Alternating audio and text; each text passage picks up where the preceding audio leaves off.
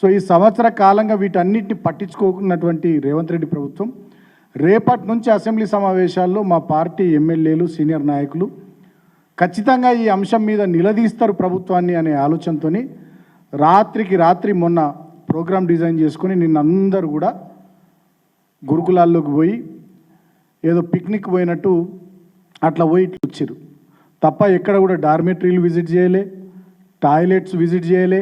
ఈ చలికాలం పిల్లలకు దుప్పట్లు లేవు, మరి దుప్పట్ల సంగతి ఏందని మాట్లాడలే. ఎక్కడ కూడా సరైనటువంటి సౌకర్యాలు లేకుండా ఇబ్బందులు పడుతున్నటువంటి పరిస్థితుల్లో ఆ అసౌకర్యానికి కారణాలు ఏందని పేరెంట్స్ కమిటీలతో కనీసం సమావేశాలు పెట్టలే. ఏదో మొక్కుబడిగా తూతూ మంత్రంగా అసెంబ్లీలో బీఆర్ఎస్ పార్టీ నిలదీస్తుంది, గల్లా బట్టి ఈ ప్రభుత్వాన్ని అడుగుతుంది అనేటటువంటి భయంతో నిన్న దాన్ని ప్రియంప్ట్ చేయడానికి పెట్టుకున్నటువంటి ఒక పిక్నిక్ లాంటి కార్యక్రమమే రేవంత్ రెడ్డి ప్రభుత్వం నిన్న తీసుకున్నటువంటి కార్యక్రమం. దాంట్లో మనం చూస్తున్నాం, వీడియోలు వచ్చినాయి, ఫోటోలు వచ్చినాయి. చాలా చోట్ల పేరెంట్స్ నిలదీస్తున్నా పక్కకు జరుపుతున్నారు, మాట్లాడతలేరు మంత్రులు. కొన్ని చోట్ల విద్యార్థులు వాళ్ళ సమస్యలు చెప్పబోతుంటే ముందు భోజనం చేయరు, ముందు దినూర్రి అని చెప్పి విద్యార్థులు నోరు మూపించారు. కొన్ని చోట్ల విద్యార్థులు గట్టిగా మాట్లాడుతుంటే ప్రిన్సిపాల్ టీచర్లతోని వాళ్ళ నోరులు మోపించారు. అవన్నీ వీడియోలు వచ్చినాయి, ఫోటోలు వచ్చినాయి, చూసినాం. ఎక్కడ కూడా చిత్తశుద్ధి లేకుండా, ఒక ప్రేమ లేకుండా, కేవలం రొటీన్గా తూతూ మంత్రంగా ఆ కార్యక్రమాన్ని నిన్న కొనసాగించారు తప్ప వీళ్ళేదో ప్రేముండో ఈ బలహీన వర్గాల పిల్లల పట్ల ఏదో ఆప్యాయతతోనో అనురాగంతో ఈ కార్యక్రమాన్ని తీసుకోలే.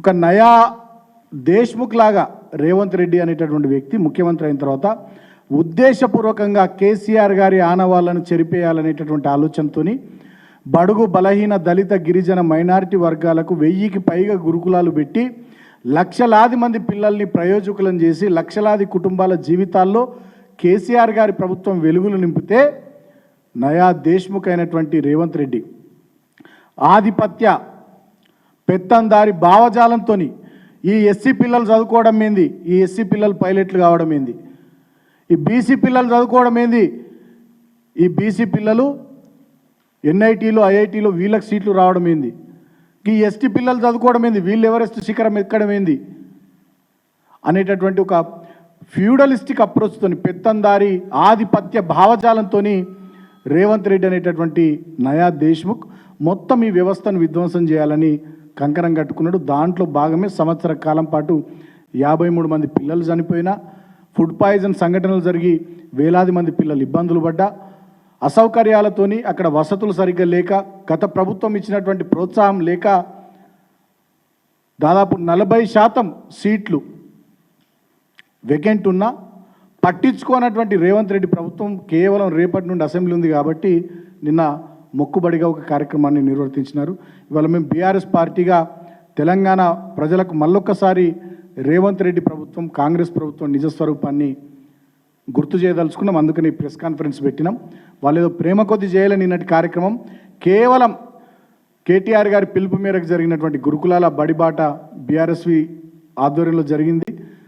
ప్రవీణ్ కుమార్ గారి ఆధ్వర్యంలో వచ్చినటువంటి నివేదిక పార్టీ పెద్దలు కేసీఆర్ గారికి సమర్పించడం, రేపు అసెంబ్లీలో, రేపటి నుంచి జరగబోయే అసెంబ్లీలో ఎక్కడ ప్రభుత్వాన్ని బీఆర్ఎస్ పార్టీ ఈ వర్గాల పట్ల నిలదీస్తుందో అని చెప్పి భయంతోనే ముందుగా తీసుకున్నటువంటి కార్యక్రమం తప్ప ఈ వర్గాల పట్ల చిత్తశుద్ధి రేవంత్ రెడ్డికి ఏమాత్రం లేదు.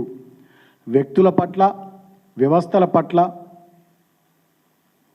ఒక రకమైనటువంటి దుర్మార్గపు ఆలోచన విధానంతో ముందుకు పోతున్నటువంటి రేవంత్ రెడ్డి తీరు మనమంతా చూస్తూ ఉన్నాం. ఈ మధ్యకాలంలో ఒక కక్షపూరితమైనటువంటి మనస్తత్వంతో, ఒక ఫ్యూడలిస్టిక్ ఆలోచన విధానంతో ఈ రాష్ట్రాన్ని రావణ కాష్టంలాగా తయారు చేస్తున్నటువంటి రేవంత్ రెడ్డి విధానాన్ని కూడా రాష్ట్ర ప్రజానీకం, దేశ ప్రజానీకం చూస్తూ ఉన్నారు.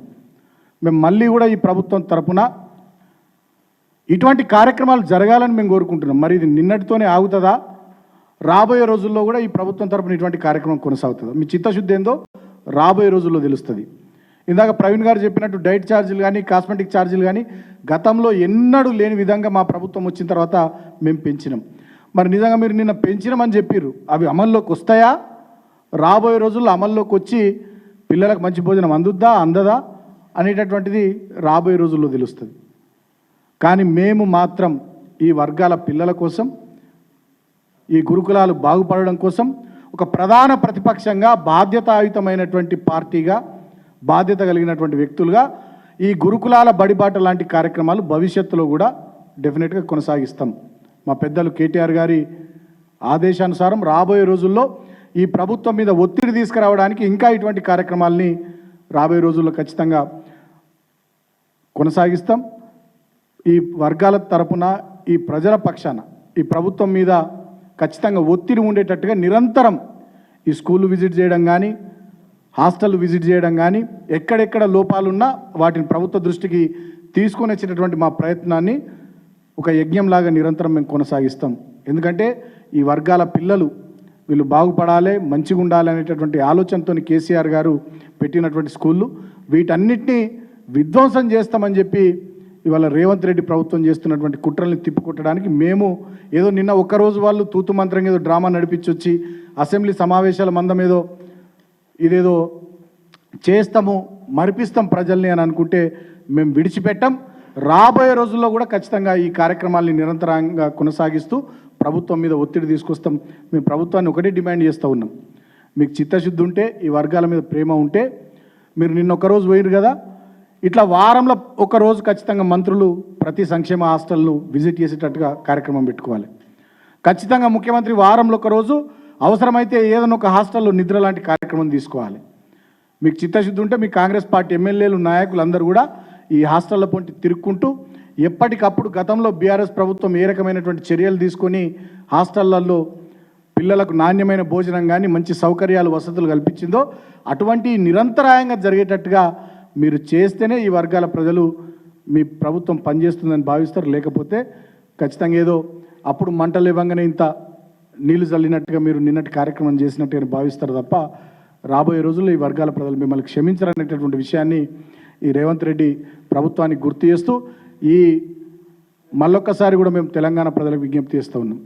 మీ తరపున కొట్లాడే పార్టీగా, తెలంగాణను తెచ్చిన పార్టీగా, ఎస్సీ, ఎస్టీ, బీసీ, మైనారిటీ వర్గాల ప్రజల ప్రయోజనాల కోసం చిత్తశుద్ధితో నిలబడే పార్టీగా డెఫినెట్గా ఈ గురుకులాలు కానీ, విద్యాలయాలు కానీ మొండిగా వ్యవహరిస్తున్నటువంటి రేవంత్ రెడ్డి ప్రభుత్వం మెడలు వంచి వీటిలో సక్రమమైనటువంటి పద్ధతుల్లో విద్యార్థులకు లాభం అయ్యే విధంగా, ప్రయోజనం కలిగే విధంగా ప్రభుత్వం పని చేసేటట్టుగా ఒత్తిడి పెంచేటటువంటి కార్యక్రమాలు కూడా రాబోయే రోజుల్లో బీఆర్ఎస్ పార్టీ విద్యార్థి విభాగంగా, బీఆర్ఎస్ పార్టీగా తీసుకుంటూ మేము ముందుకు సాగుతామని చెప్పి ఈ సందర్భంగా నేను తెలియజేస్తూ ఉన్నా.